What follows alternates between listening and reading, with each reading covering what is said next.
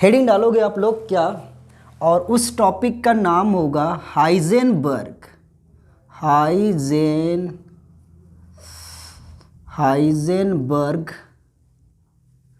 Uncertainty principle. Certainty, ये अपना topic रहेगा भाई।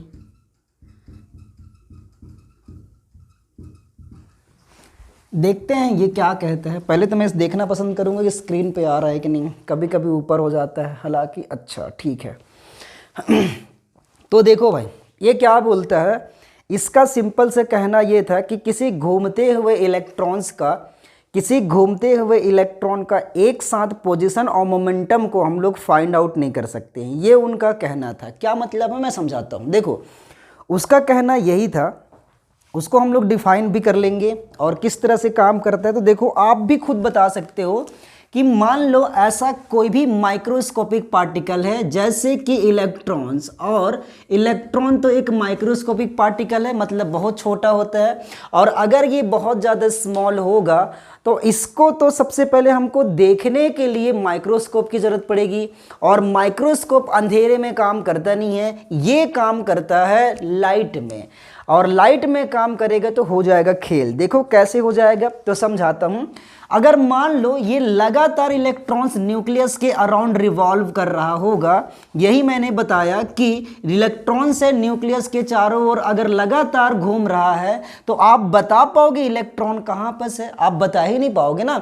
मतलब मैं यही बता दूं, जैसे एग्जाम्पल के लिए आप क्या करो, यहाँ पर देखो मैंने एक एग्जांपल लिया हूँ ये वाली, और इसको मैं लगातार ऐसे घुमाते जाऊँ इसके अराउंड में, मतलब इस मार्कर के अराउंड में मैं इसको लगातार ऐसे घुमाते जाऊँगा, तो आप ये पाएंगे कि इसकी पोजीशन आप बता नहीं पाएंगे। जैसे ये बताओ, आप बोलोगे यहाँ पर से, इसको बोल रहा हूँ ये मार्कर कहाँ पर से बताओ ज़रा, आप फिक्स कर ही नहीं सकते ना। तो सिमिलरली वही केसेस यहाँ पर भी है कि इलेक्ट्रॉन तो लगातार घूम रहा है, और जब लगातार घूम रहा होगा तो इस इलेक्ट्रॉन की क्या आप पोजीशन को बता पाएंगे, और पोजीशन को मैं शो कर रहा हूँ एक्स से। ठीक है, बहुत अच्छी बात है। क्योंकि ये पोजीशन अगर आप इलेक्ट्रॉन घूमेगा ऐसे करके तो ये कंफर्म पता चल जाएगा कि इलेक्ट्रॉन्स का पोजीशन लगातार परिवर्तन हो रहा है, चेंज हो रहा है।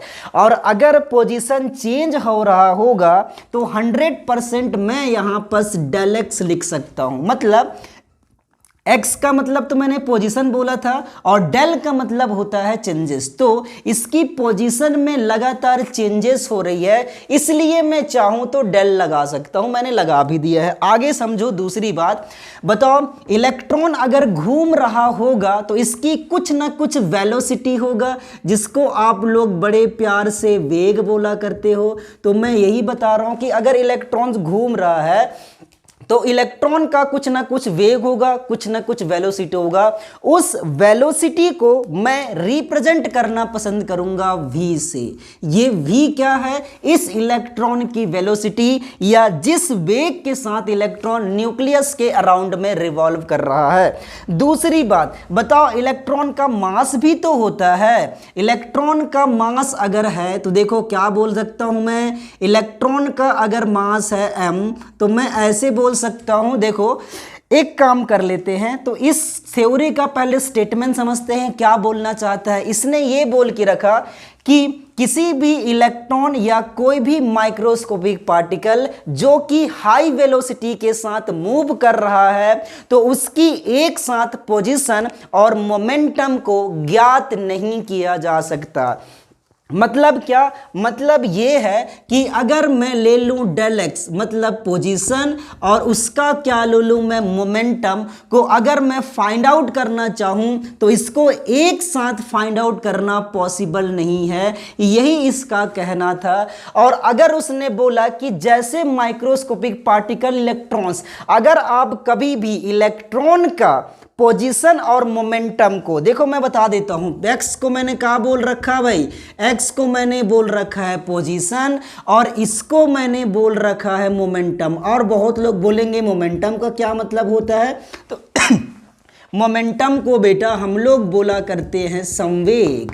और संवेग क्या होता है कि जब मास और वेलोसिटी को हम इनटू कर देते हैं, मतलब कि द्रव्यमान को वेग के साथ गुणा कर दिया जाता है तो बन जाता है मोमेंटम। तो मास इनटू वेलोसिटी हो जाता है मोमेंटम। उन्होंने ये कहा कि अगर मैं कभी भी इलेक्ट्रॉन की पोजीशन और मोमेंटम को एक साथ फाइंड आउट करने की कोशिश करूं तो मुझे इतना एरर देखने को मिलता है, del x into del p. मैं क्या बोल रहा हूं, पोजीशन और मोमेंटम को एक साथ फाइंड आउट करना है तो हमें 100% h अपॉन 4 पाई के इक्वल मुझे एरर देखने को मिलेगा। और इसी को हम लोग हाइजेनबर्ग का अनसर्टेनिटी प्रिंसिपल का मैथमेटिकल फॉर्म बोलते हैं। तो सिंपल सा अगर मैं लिखवाना चाहूं तो लिखवा सकता हूं कि किसी घूमते हुए इलेक्ट्रॉन का पोजीशन और मोमेंटम का एक साथ निर्धारण करना संभव नहीं है। यह सिद्धांत हाइजेनबर्ग का अनिश्चितता सिद्धांत कहलाता है। बता दो जरा प्रॉब्लम कहां पर आई। मैं आपको सिखाने वाला हूँ एक्सप्लेनेशन, मतलब कि जो मैंने आपको बताया, जो आप भी बोल रहे थे ना, जो अभी एक लड़की बोल रही थी शायद कि उनको एक बार और समझाना है, उनको मैं बता देता हूँ। पहले इसको देख लो, अगर इसमें आपको समझ में आता है मैं पूरा क्लियर करूँगा अगेन। लेकिन पहले आप ये देखिए मैं क्या बताना चाह रहा हूँ। इसमें ये बोलता है कि एक्सप्लेनेशन का या व्याख्या कि क्यों ऐसा उसने बोल पाया, तो उसके पीछे एक रीजन है। रीजन क्या था बेटा, देखो पहली बात तो ये, जो तू टिकटॉक करती है, इधर देख भाई, अब ये इलेक्ट्रॉन्स है भाई, गाना गा रहा था भाई। देखो क्या करना है, ये इलेक्ट्रॉन्स है और अगर ये इलेक्ट्रॉन्स होगा तो इलेक्ट्रॉन को मैंने बताया कि एक माइक्रोस्कोपिक पार्टिकल है, और अगर इलेक्ट्रॉन माइक्रोस्कोपिक पार्टिकल है तो इसको देखने के लिए हमें माइक्रोस्कोप की जरूरत पड़ेगी। और माइक्रोस्कोप काम करता है लाइट के बेस पर, और लाइट मतलब कि अंधेरे में काम करेगा नहीं, और अंधेरे में काम नहीं करेगा तो मुझे 100% क्या देना पड़ेगा, लाइट। और आपने खुद पढ़ के रखा है कि ये जो मैं लाइट दे रहा हूं, ये लाइट क्या करता है, पार्टिकल फॉर्म में चलता है, जिसको मैंने कुछ देर पहले आपको समझा रखा था भाई कि लाइट पार्टिकल फॉर्म में चलता है। अब ये बताओ, मतलब इलेक्ट्रॉन, लाइट ऐसे नहीं जा रहा है, जो इलेक्ट्रॉन पर लाइट आपतित हो रहा है वो कुछ इस रूप में जाकर इस पर इंसिडेंट हो रहा है भाई। और अगर ऐसा इंसिडेंट हो रहा होगा तो बताओ, लाइट भी पार्टिकल, इलेक्ट्रॉन भी पार्टिकल। मान लेते हैं कि इलेक्ट्रॉन्स पहले जो घूम रहा था वो कहां पर था, कि उसकी वेलोसिटी पहले बोल लेते हैं कि इसकी जो वेलोसिटी था v, वो था 2 मीटर पर सेकेंड। मतलब कि इलेक्ट्रॉन 2 मीटर पर सेकेंड के साथ, पर सेकेंड वेलोसिटी के साथ न्यूक्लियस के चारों ओर लगातार घूम रहा था। अब आपने क्या करा, आपने इसको लाइट दिया, तो लाइट कौन सा फॉर्म में चलता है, पार्टिकल फॉर्म में।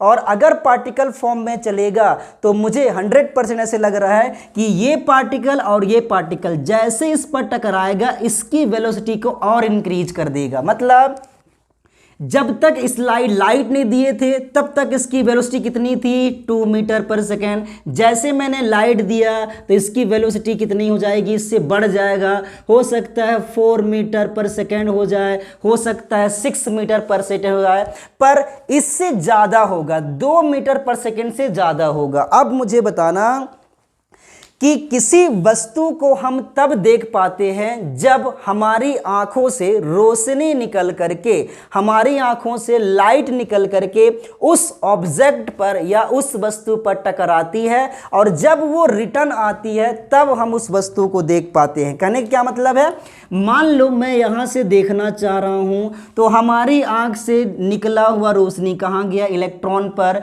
और जब इलेक्ट्रॉन से टकराकर वापस आता तब हम उस ऑब्जेक्ट को या उस इलेक्ट्रॉन को देख पाते। लेकिन आप बताओ, जैसे ये टकराएगा, इलेक्ट्रॉन को हमने बोला कि भाई यहाँ पर है, जैसे टकराएगा तो इलेक्ट्रॉन की पोजीशन चेंज नहीं हो जाएगा, क्योंकि ये भी पार्टिकल है, ये भी पार्टिकल है। तो जैसे हमने देखने की कोशिश करी, देखने के लिए लाइट दिया, तो इलेक्ट्रॉन की पोजीशन चेंज हो गई। कैसे भाई, यहाँ पर पहले था, जैसे इस पर टकराएगा इलेक्ट्रॉन कहाँ चले जाएगा, यहाँ पर। जब तक ये लाइट वापस आता तब तक इलेक्ट्रॉन की पोजीशन तो चेंज हो चुका था। क्या आप इसकी पोजीशन को बता पाए? बिल्कुल नहीं बता पाओगे। दूसरी बात, जैसे टकराएगा तो जिस स्पीड के साथ घूम रहा था उसकी स्पीड और बढ़ जाएगी। तो दो चीज आप यहां पर एक ही साथ नहीं बता पाओगे। पहली बात क्या, इसकी आप पोजीशन नहीं बता पाओगे कि कहां पर है, और साथ ही साथ इसकी मोमेंटम नहीं बता पाओगे, या मैं सिंपल सा इसको बोलना चाहूं तो इसकी वेलोसिटी को आप फाइंड आउट नहीं कर पाओ। मैं एक एग्जांपल समझाता हूं, देखो कैसे।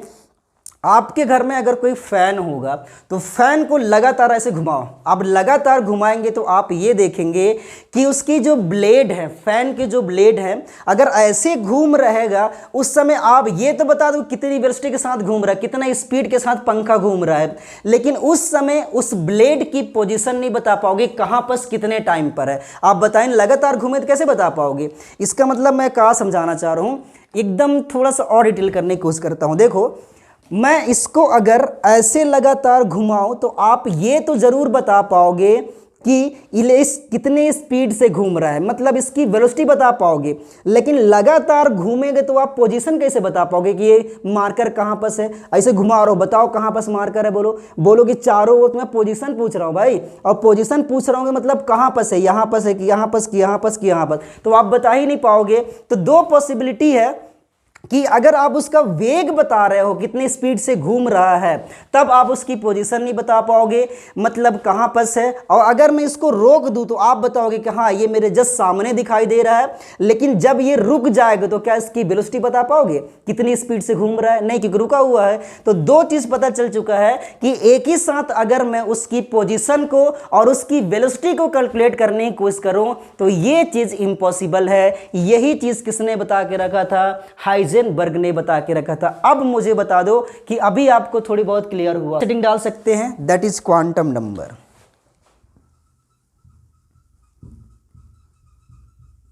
क्वांटम नंबर, देखो क्वांटम नंबर क्या होता है भाई? तो देखो इसकी कैसे बोला जाता है कि किसी भी इलेक्ट्रॉन, लिखा वो ना किया है तो पहले इसको लिख लेते हैं, दैट इज क्वांटम नंबर।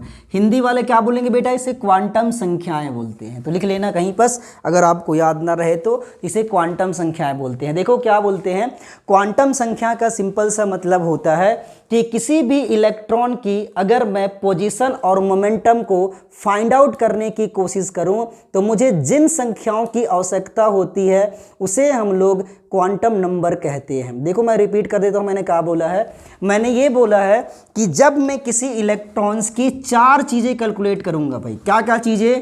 पहली, इलेक्ट्रॉन कहां पर है, ठीक है, और साथ ही साथ जब वो वहां पर है तो उस समय उसकी एनर्जी क्या है, और पोजीशन और एनर्जी, और साथ ही साथ इसका ये कहाँ, अरे गड़बड़ हो गई थोड़ी, मैं बोला कि किसी भी इलेक्ट्रॉन की पोजीशन और साथ ही साथ उसका एनर्जी, मतलब कि पोजीशन और एनर्जी को कैलकुलेट करने के लिए मुझे जिन संख्याओं की ज़रूरत पड़ेगी उन नंबर्स को हम लोग बोल देंगे क्वांटम नंबर। ये कौन से क्वांटम नंबर होते हैं भाई? तो बहुत लोगों को पता होगा, या ये क्वांटम नंबर्स कौन कौन से होते हैं? एन, एल और यहाँ पर एम और एस। तो मैं ये कह सकता हूँ कि किसी भी इलेक्ट्रॉन की स्थिति एवं ऊर्जा का निर्धारण करने के लिए मुझे एन, एल, एम, एस चार संख्याओं की जरूरत पड़ती है। इन चार संख्याओं के सेट को क्वांटम नंबर बोलते हैं। ठीक है,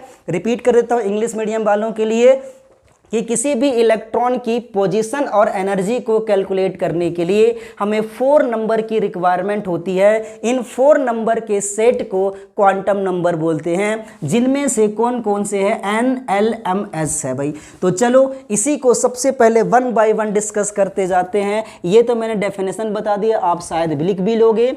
चलते हैं टाइप्स ऑफ क्वांटम नंबर के अंदर में, तो यहाँ पर लिखते हैं टाइप्स ऑफ क्वांटम नंबर। थोड़ा सा हेडिंग डाल लेते हैं, पेन चल नहीं रहा है, इस वजह से क्या करता हूं मैं, यहाँ पर से लिखता हूं टाइप्स ऑफ क्वांटम नंबर, और इसके अंदर में 4 हैं। तो सबसे पहले हम लोग पढ़ेंगे जिसको मैं नाम देता हूं प्रिंसिपल क्वांटम नंबर। मैं क्या देता हूं, ये पहले से होता है, तो पहला बोलेंगे प्रिंसिपल क्वांटम नंबर। हिंदी में क्या बोलते हैं भाई? तो इसे हम लोग बोलते हैं मुख्य क्वांटम संख्या। मुख्य क्वांटम संख्या या संख्या जो भी बोल सकते हो आप, मैं संख्या लिख रहा हूँ, मुख्य क्वांटम नंबर या प्रिंसिपल क्वांटम नंबर होता क्या है देखें जरा। तो प्रिंसिपल क्वांटम नंबर को सबसे पहली बात हम लोग डिनोट किससे करते हैं, तो मैं यहाँ पर लिख दिया हूँ डिनोटेड बाय स्मॉल n, ठीक है। और दूसरी बात, इस n की वैल्यू क्या होता है, तो अगर मैं पूछूं कि वैल्यू ऑफ n की कौन कौन से वैल्यू होते हैं, तो ये 1 2 3 4 से लेके इनफाइनाइट तक हो सकता है। और तीसरी बात, ये क्या चीज को इंडिकेट करता है, पहले ने बताया कि प्रिंसिपल क्वांटम नंबर को हम डिनोट करते हैं स्मॉल n से, और इस n की वैल्यू कौन कौन सी होती है, 1 2 3 4 5 6 7 एटसेट्रा, ये सारे के सारे हो सकते हैं। इसका काम क्या है, तो ये किस चीज को इंडिकेट करता है, तो ये इंडिकेट करता है भाई, पहली बात तो इलेक्ट्रॉन्स की एनर्जी को, इलेक्ट्रॉन्स की एनर्जी को, और साथ ही साथ इलेक्ट्रॉन्स का ऑर्बिट को, मतलब कि इलेक्ट्रॉन्स कौन सा ऑर्बिट में घूम रहा है, और अगर उस ऑर्बिट में घूम रहा है तो उसकी एनर्जी कितना होगा, और साथ ही साथ ये बता देता है कि इस इलेक्ट्रॉन का न्यूक्लियस से डिस्टेंस कितना है। तो क्या बोल सकते हैं, इलेक्ट्रॉन का न्यूक्लियस से दूरी को बता देता है भाई।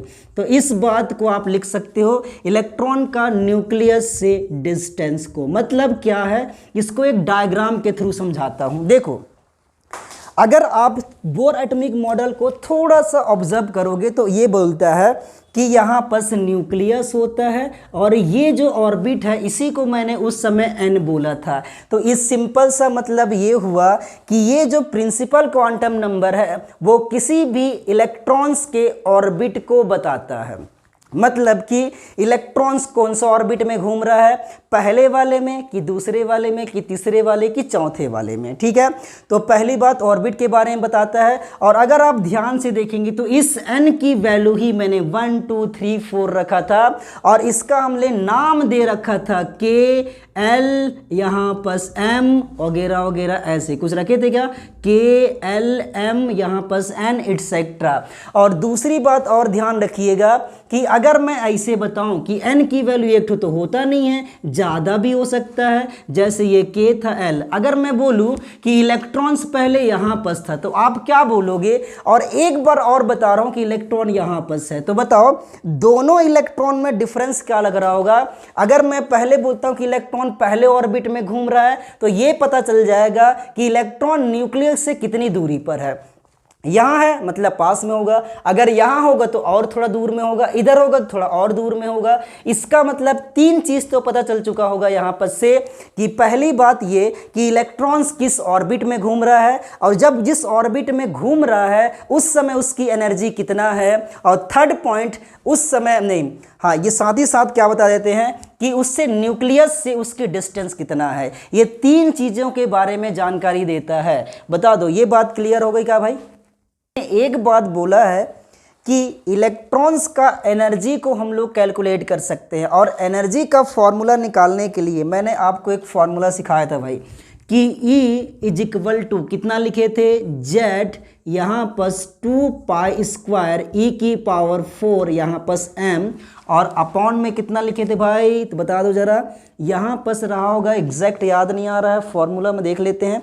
एक बार मुझे बता दे क्या था ये फॉर्मूला था, क्या चीज़, कि Z, इसको फिर से लिख लेते हैं कि एनर्जी कैलकुलेट कर सकते हैं, तो E यहाँ पर लिखेंगे हम लोग, E क्या लिखे थे भाई हम बस 2 पाई स्क्वायर E की पावर 4 यहाँ पर m, और यहाँ पर लिखे थे Z अपॉन यहाँ पर था n square upon h square. ये फॉर्मूला के द्वारा हम लोग किसी भी इलेक्ट्रॉन्स की एनर्जी कैलकुलेट कर लेते थे। ये कॉपी कर लीजिएगा, आपको इसी को वर्ड में लिखना है भाई एग्जाम्स के अंदर में, कि इसे हम लोग स्मॉल n से डिनोट करते हैं जिसकी वैल्यू 1 2 3 4 होता है, जिसे हम k l m n वगैरह शो करते हैं। और यह किसी भी या प्रिंसिपल क्वांटम नंबर किसी भी इलेक्ट्रॉन्स के ऑर्बिट्स के बारे में जानकारी देता है। साथ ही साथ ये न्यूक्लियस से डिस्टेंस के, इलेक्ट्रॉन का न्यूक्लियस से डिस्टेंस को बताता है। तो ये चीज़ें आपको वर्ड में लिखना पड़ेगा जो मैंने शॉर्टकट लिखा था। तो आगे चलते हैं, नेक्स्ट क्वांटम नंबर पर चलते हैं, और वो है जिसको मैं बोलता हूँ एंगुलर क्वांटम नंबर या एजीमुथल क्वांटम नंबर। हिंदी में बोलूँ तो द्विगुणसी क्वांटम संख्या बोला जाता है या कोणीय क्वांटम संख्या बोला जाता है। तो सेकंड नंबर पढ़ते हैं और उसको मैं बोलता हूं azimuthal quantum number, azimuthal quantum number. और इस एजीमुथल क्वांटम नंबर को हम लोग किससे शो करते हैं? स्मॉल एल से। इसको दूसरा नाम भी बोला जाता है भाई, that is angular quantum number, angular quantum number.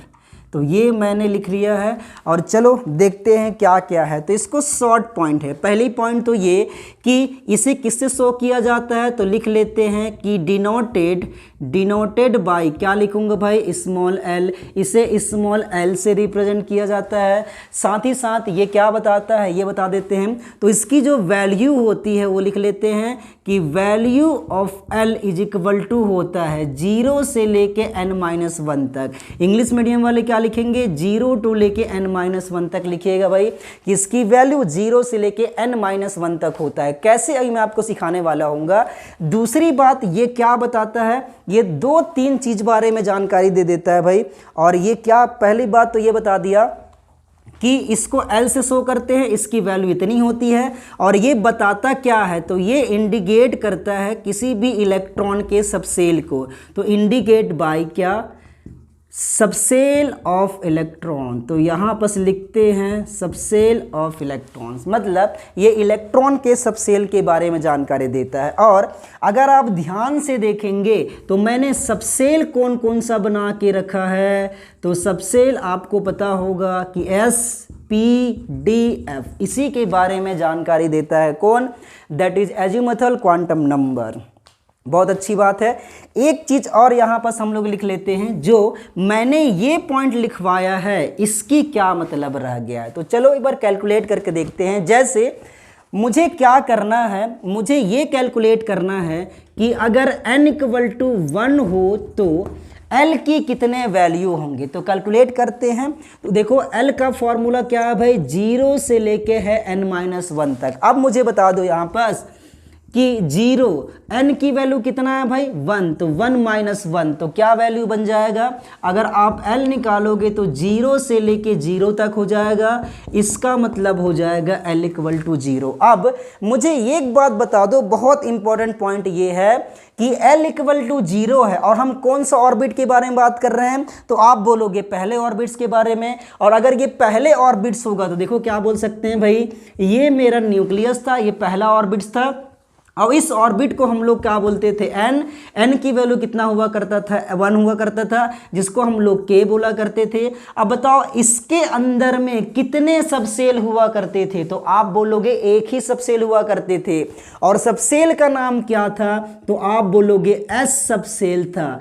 अब मेरे बच्चों एक बात मुझे बता दो, यहां से पता चल रहा होगा कि यदि n = 1 है, इसका मतलब कि पहले ऑर्बिट्स की बात हो रही है।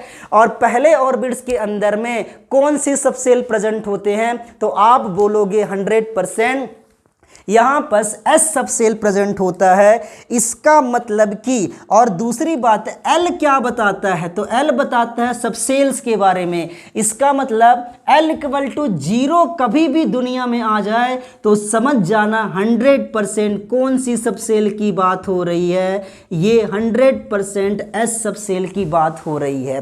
तो अब मतलब ये समझ में आ गया कि अगर L = 0 होगा तो हम आंख बंद करके क्या लिख देंगे भाई?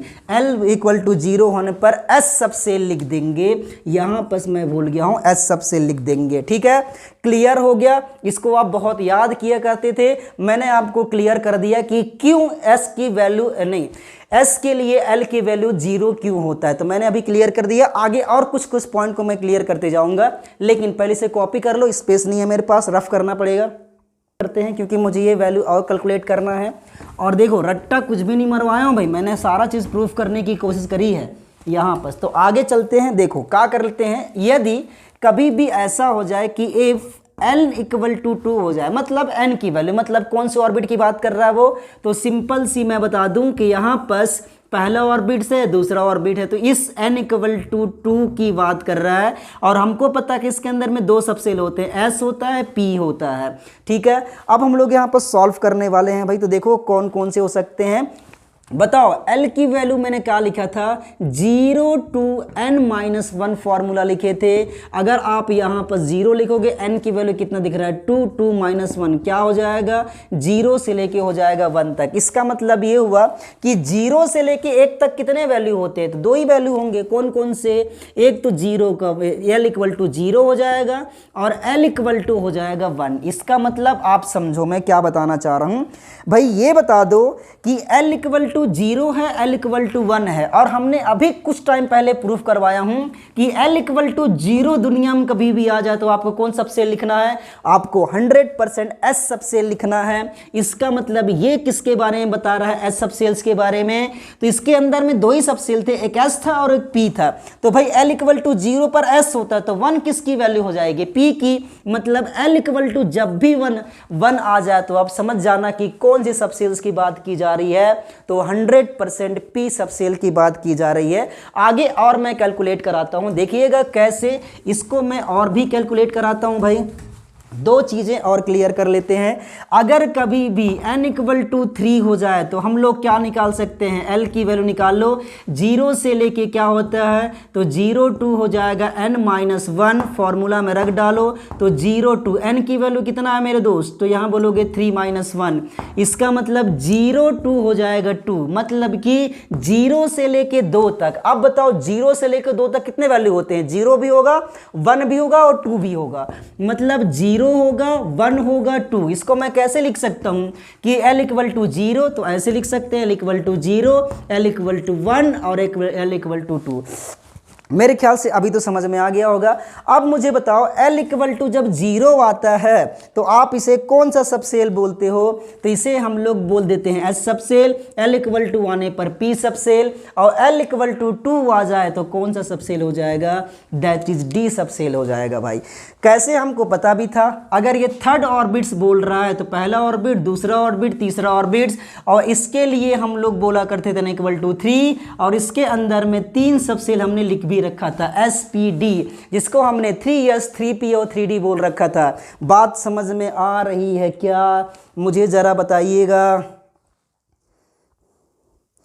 डी, बहुत अच्छी बात है, नेहा पांडे बोल रही हैं डी, ठीक है। एक बार और करते हैं, n इक्वल टू 4 होने पर तो ये समझ में आ गया कि L इक्वल टू 2 आए तो D सबसेल होगा भाई। अब दूसरा देखते हैं, मैं यहाँ पर क्या कर रहा हूँ, अगर n इक्वल टू 4 हो जाए तो कॉपी करने के लिए जगह टाइम दूंगा थोड़ा सा। n इक्वल टू 4 करते हैं तो बताओ L की वैल्यू क्या हो जाएगा, 0 से लेके 4 - 1। इसका मतलब 0 से लेके हो जाएगा 3 तक, 4 - 3 होगा।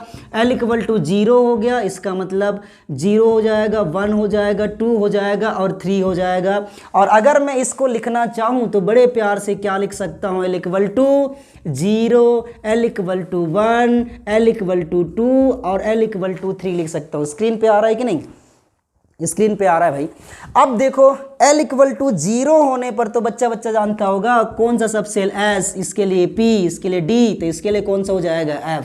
अगर मैं फाइनली इस पूरे क्वांटम नंबर से समझाना चाहूँ तो एक चीज़ जरूर समझ सकते हैं, या मैं समझा सकता हूँ क्या, कि अगर कभी भी L की वैल्यू 0 हो जाए, 1 हो जाए, 2 हो जाए, यहाँ पर 3 हो जाए, तो 100% सबसेल कौन कौन से हो सकते हैं, यहाँ पर हो जाएगा S, P और यहाँ पर D और यहाँ पर F।